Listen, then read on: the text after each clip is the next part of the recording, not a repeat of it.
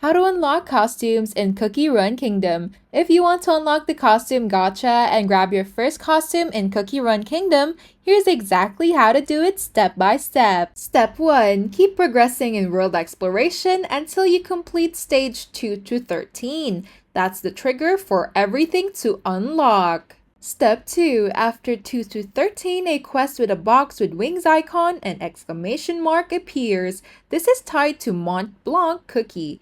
Open the quest and follow the storyline to completion. Step 3. When prompted, send Mont Blanc Cookie the required 5 sweet jelly jams. This unlocks the Costume Gacha. Step 4. Once you've completed the quest, the game will automatically open the Costume Gacha and give you your first costume, usually Ginger Brave's tuxedo. I hope this video helped you. If it did, feel free to like and subscribe. It really supports the channel. And if you've got a question, just drop it in the comments.